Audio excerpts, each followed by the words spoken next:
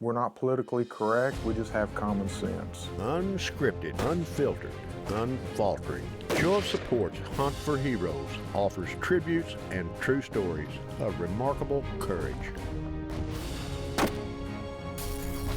If these terrorists could come in your bedroom, they'd kill you, your wife, and your kids. And that's what these men are fighting to protect us from, these murdering idiots. And they're taking them out so that we don't have to deal with them over here. Show of Support started it all just after the shock and awe bound a nation together. Now, years of footage portraying wounded veterans, deer stands, and standing ovations. Hunt for Heroes, that started as one man's way to say thanks, is now a series that many say is way overdue. I ain't never felt like that before, and I want to feel that again. It's just a raw emotion. They left us being loved and being honored for the heroes that they are. We still have 40,000 injured troops. If you threaten our people and our way of life, we will find you wherever you may be hiding, in the place you feel most safe, and we'll kill you in your own bedroom. Thank you for being a country worth fighting for. God bless you, and God bless the United States of America. It's going to take a while to get around to all of them, but there's no quitting. It'll never stop as long as I'm breathing. Show of Support Hunt for Heroes is made possible through a partnership with Pioneer Natural Resources, Boss Blinds, Caltech, Tico Field Service, Double J Ranches, CBT Charities, and Christmas for our troops.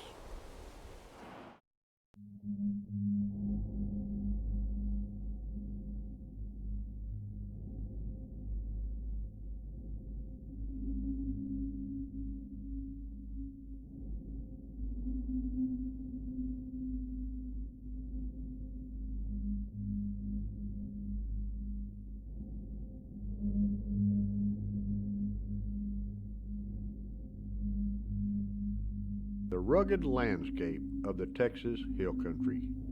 Here, there are no straight lines, and it seems every step you take is uphill. This is 17,000 acres of the Rio Bonito Ranch, 25 square miles of endless canyons, cracks, crevices, and creeks.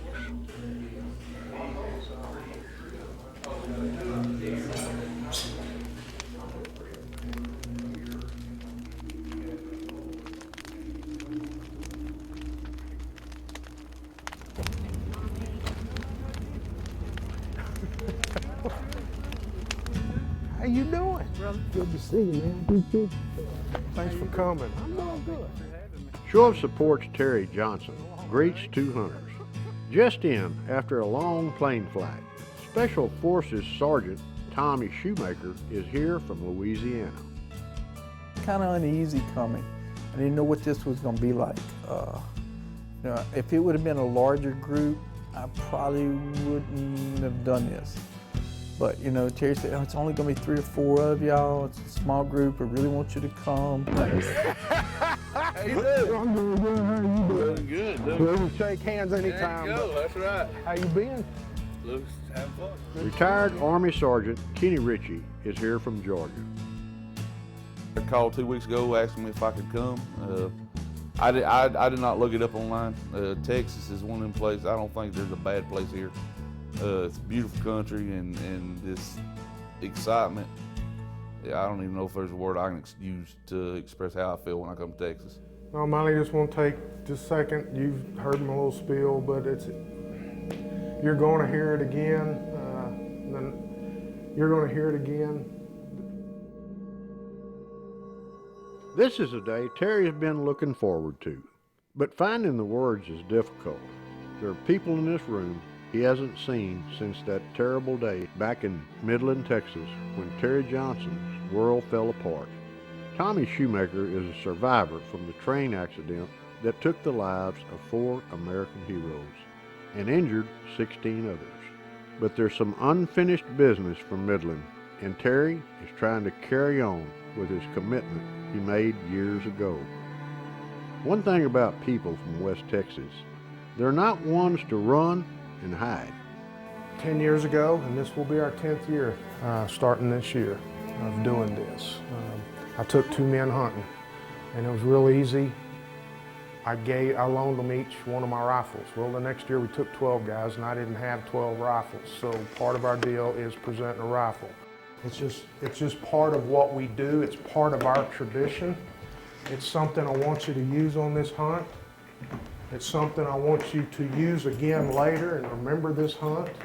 Only person ever that gave me a gun in my life was my grandfather and my father. So, I mean, you know, how do you say it doesn't mean the world to you? That was the first new gun that anybody had ever given me. You know, before I'd gotten guns that were theirs, you know, that they handed down, which, don't get me wrong, that means a lot. But, you know, for somebody to go and buy a new gun and just say, here, this is for you, I mean, how do you answer that? What it meant to you? I mean, it's hard to say, you know, it just means so much.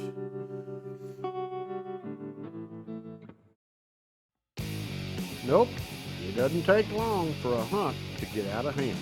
As Show of Support Hunt for Heroes continues. Stay with us.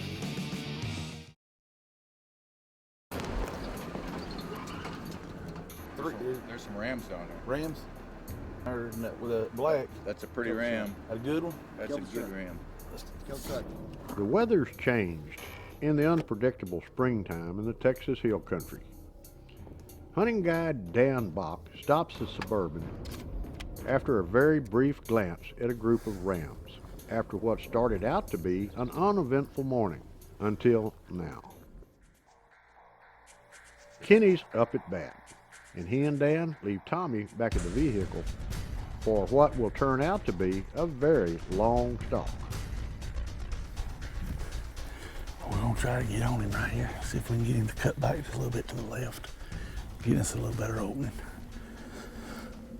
My mom and dad separated when I was 2-year-old. I missed a lot of childhood with my daddy, and then this was the only way we could connect was to hunt. And I think out of the whole family, I was the only one that stayed in it.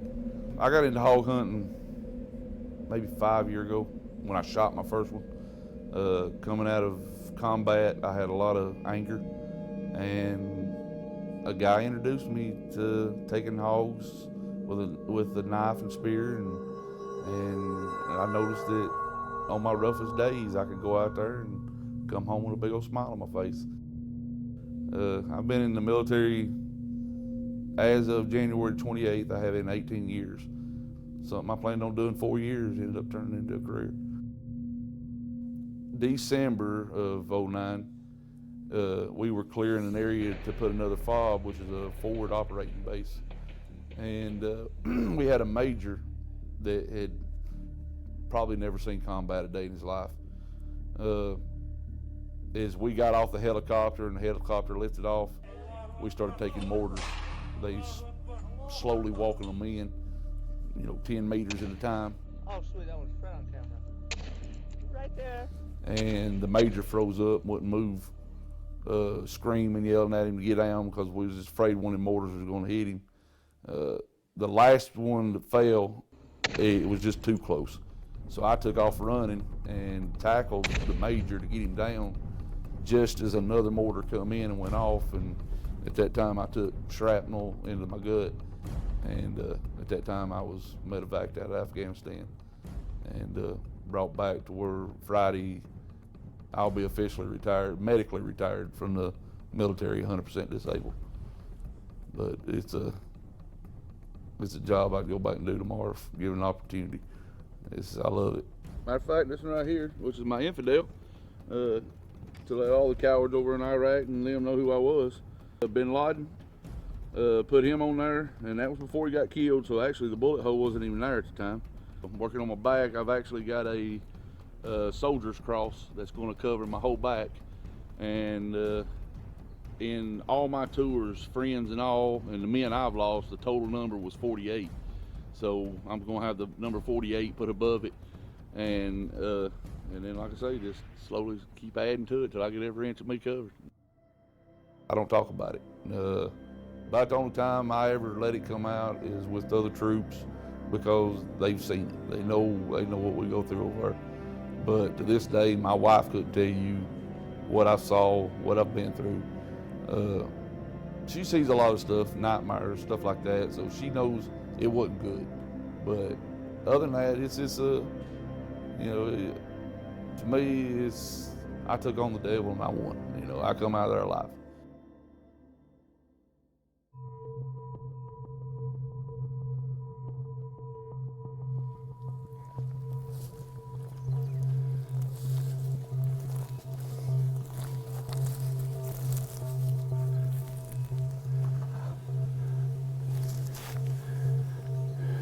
My heart was beating so fast I knew I wasn't gonna hold a rifle. I would have to lay down, and then when I wasn't laying down, I was looking for a dead tree to use as a prop, just to get a shot off because my heart was beating so fast and breathing. Lord, each time I go take a shot, I know I take 5 breaths just to try to do like the Army taught us and get everything calmed back down to where you can get that steady shot off. But I can tell yesterday I hadn't had a good workout in a while. It was nice. After 40 minutes of stalking, we come up on a little opening, and we knew the sheep were probably 50 yards in front of us.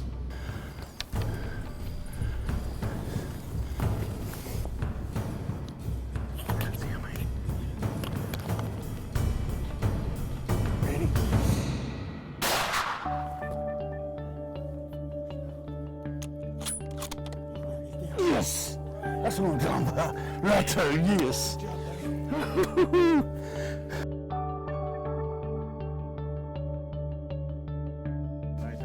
That's a good wool. Got a beautiful coat on him, nice curl. From the time I squeezed the trigger to the time I was high-fiving people, I don't remember much of that. I was so excited just to see him take a couple of steps and just topple over. Great shot. It was just, it was an unbelievable feeling. It took me a good 15, 20 minutes just to get my heart rate down to where I could operate at somewhat at a normal level again. It was awesome. Great hunt, great hunt. Look at the beard on him. This is a Corsican ram. They're very dominant in this area, but it's a beautiful ram. Look at the coat on him. It is unbelievable. The different coloration. And on his head here, where it's cut all to pieces. And that's one thing I love about this great state. You can come here and you can come away with something new every time you come. And it's just thank Mr. Terry every day is just to get that opportunity to kill something like that. Something I'll probably never shoot again in my life. Thank you, sir. You betcha.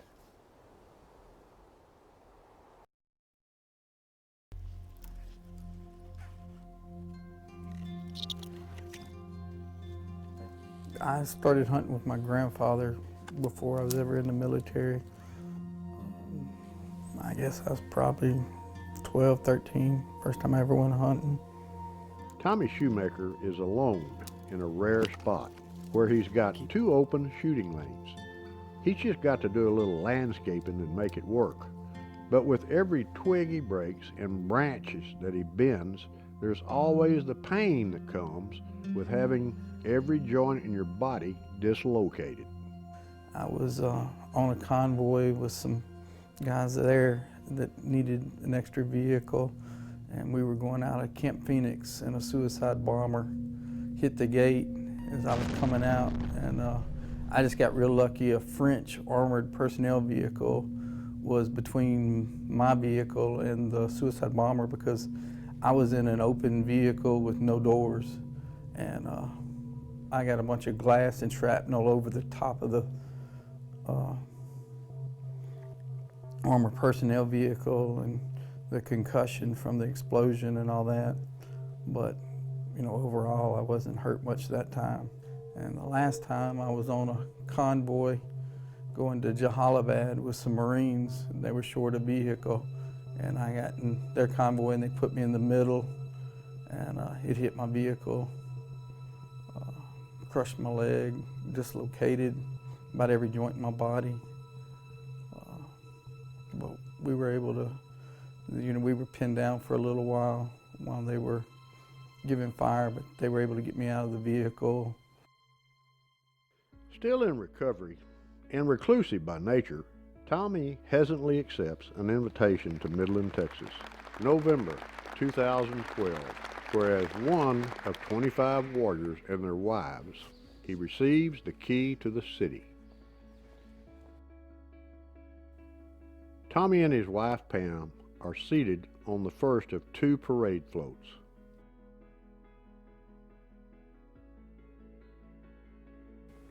There's no way anybody could have thought what was going to happen. As the parade makes its way to a banquet only a couple of miles away, the shy and quiet-spoken Tommy Shoemaker starts to relax in the warm reception and warm afternoon breeze. On the far right of the screen, Tommy waves to the crowd lined up to show their gratitude.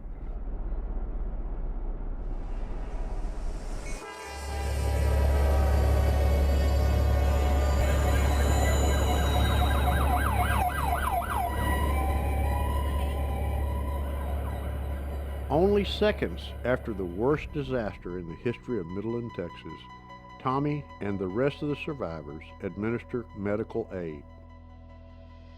The nightmare of that terrible day will live with Tommy and Pam Shoemaker forever. That day, probably one of the big reasons I'm still married. My wife gained a better understanding of who I am, the way I am, and why I'm the way I am. We wasn't going in a good direction. And it changed that. Tommy Shoemaker shares something with all the people that were there that day.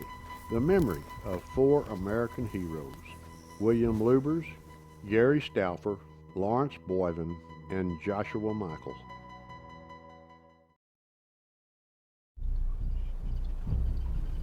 We were headed back and we were driving down the road and we see these 3 goats. I didn't know what they were.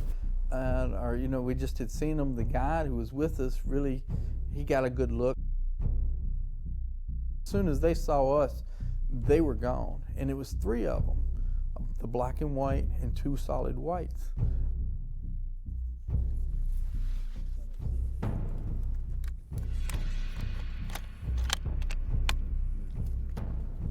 Stalking depends a lot on who's with you. I've had a lot better luck by myself. I've definitely never done it with a cameraman and a guide and another hunter.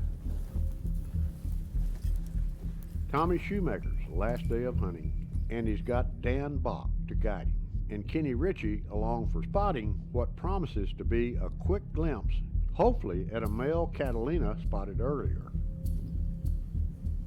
Dan keeps Tommy angling among the downwind side, scanning the thick cedars and trying to keep the noise down while walking on a rocky surface. I tried to get in a prone position to get a shot because it's a more supported position, and we were probably about 125 yards away, which isn't a real long shot, but you want to try to get when you're shooting something like this, you don't want to miss.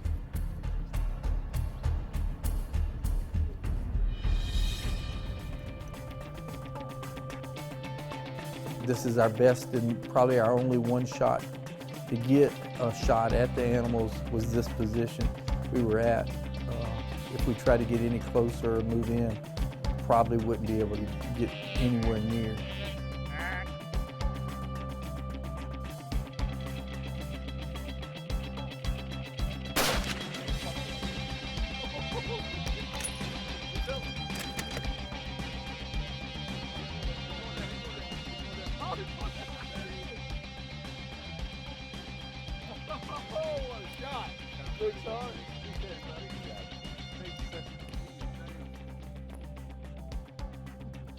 Felt like I had a good shot, and everything had worked out just the way we had it all planned. The guide had said this is our best chance. Everything worked. It was just incredible.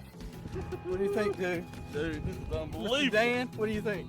Man, I appreciate that. You did great getting at me on that. That is a great Catalina goat. This was a one-time thing. We were very fortunate that everything kind of worked in our favor this time.